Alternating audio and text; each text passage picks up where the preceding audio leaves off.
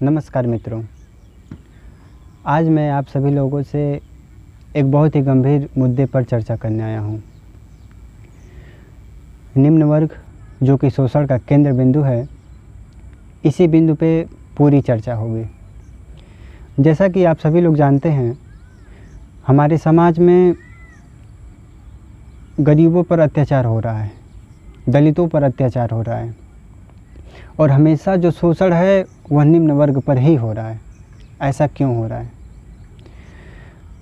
आप लोग देखेंगे कि अभी कुछ दिनों पहले जौनपुर में नेहा निषाद के साथ सामूहिक दुष्कर्म हुआ, फिर उनकी हत्या कर दी गई। फिर कुछ दिनों बाद ही हमीरपुर में ललिता निषाद के साथ दुष्कर्म हुआ और उनकी हत्या कर दी गई।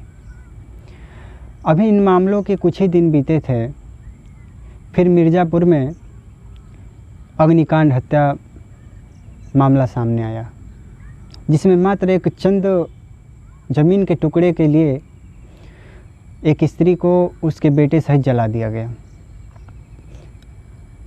ये मानवता को शर्मसार करने वाली घटनाएं हमारे समाज में क्यों हो रही हैं और इस घटनाओं का केंद्र बिंदु वो दलित व्यक्ति ही क्यों हो रहा है? ऐसी क्या कमी रह गई हमारे समाज में? ऐसी कौन सी शिक्षा में कमी रह गई कि हमेशा शोषण का केंद्र बिंदु एक दलित व्यक्ति ही होता है? अगर शोषण की बात देखी जाए तो ये आदिकाल से चलती आ रही है। आप लोगों ने गुरु द्रोणाचार्य और एकलव्य प्रसंग सुना होगा। वहाँ पर भी एकलव्य के साथ अत्याचार हुआ था। लेकिन वर्तमान समय में चारों तरफ अराजकता का माहौल फैला हुआ है और इस अराजकता को कैसे दूर किया जा सकता है, इसी मुद्दे पे ये पूरी बहस चलेगी। तो मुझे ऐसा लगता है कि सबसे बड़ी जो कमज़ोरी है कि हमारे देश के दलित जो हैं, जो निम्न वर्ग के लोग हैं, वो अशिक्षित हैं। अशिक्षित होने की वजह से उन्हें अपने अधिकारों के बारे में पता नहीं है और अगला व्यक्ति जो उच्च वर्ग से बिलोंग करता है, धनिक वर्ग से है, वो उसके ऊपर शोषण करता जाता है और वो उनके खिलाफ़ कोई आवाज़ नहीं उठाता। सामाजिक दबाव में आकर कोई आवाज़ नहीं उठाता। साथ ही साथ हम उन पृष्ठभूमि के बारे में भी चर्चा करेंगे। क्या हमारी सामाजिक पृष्ठभूमि अच्छी नहीं है? हमारी राजनीतिक पृष्ठभूमि अच्छी नहीं है? हमारी आर्थिक पृष्ठभूमि अच्छी नहीं है?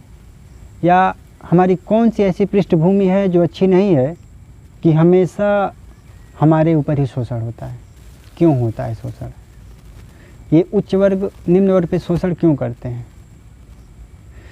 तो मुझे ऐसा लगता है कि हम लोग के अंदर ही जो निम्न वर्ग है, जो दलित वर्ग है, इनके अंदर डर की भावना होती है।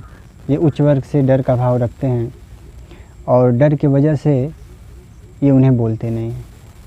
हालांकि होना ये चाहिए कि जिस दिन उच्च वर्ग के लोग या धनिक वर्ग के लोग जो भी इनके ऊपर बुरी निगाह डालते हैं, तो उसी दिन इन लोगों को एक्शन लेना चाहिए, प्रशासन की मदद लेनी चाहिए, संविधान के सहारे उनको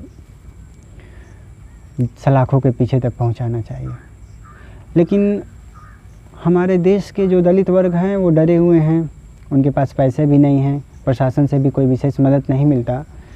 तो इसी वजह से सारे अत्याचार का केंद्र एक दलित व्यक्ति ही हो जाता है।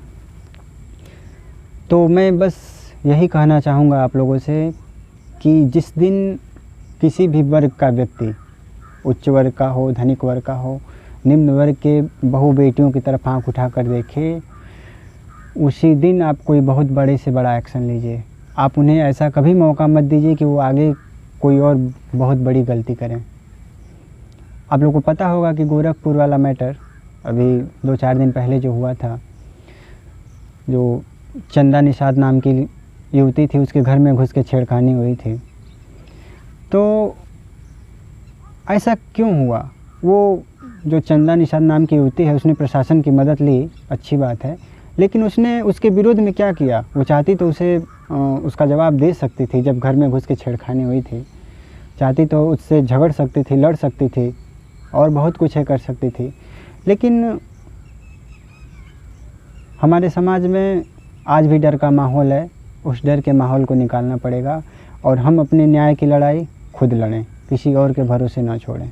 अधिकतर जो दलित वर्ग के व्यक्ति हैं, जो निम्न वर्ग से बिलोंग करते हैं, उनके अंदर शिक्षा की बहुत कमी है।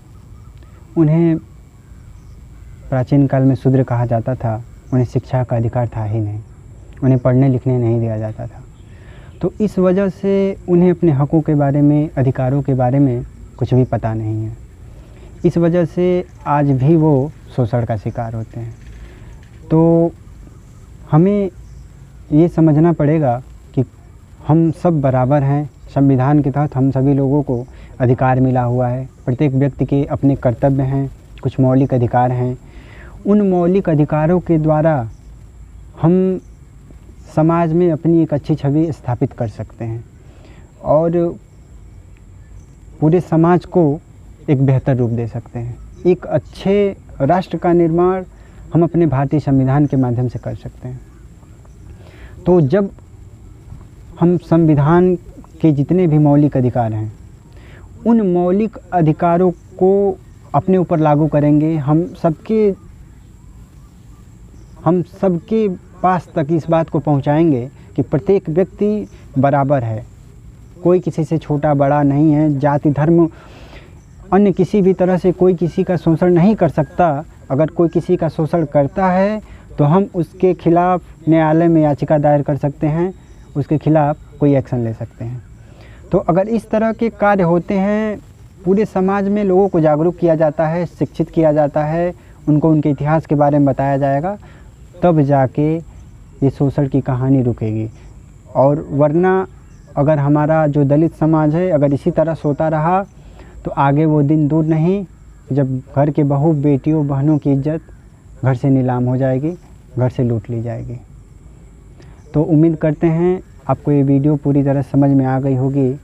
ये वीडियो बनाने का आशय सिर्फ यही था कि कम से कम कुछ लोगों को भी जागरूक किया जाए, जिससे समाज में दलितों पर हो रहे अत्याचार को कंट्रोल में किया जा सके। तो ये वीडियो अगर आपको अच्छा लगा हो तो आप इसको अधिक से अधिक शेयर करिए, लोगों को जागरूक करिए और कभी भी किसी वर्ग से भी दब के रहने का नहीं। कोई भी वर्ग अगर आप पे अत्याचार करे तो उसके खिलाफ आप आवाज़ उठाइए, न्याय की लड़ाई लड़िए। जय हिंद, जय भारत, जय निषाद राज।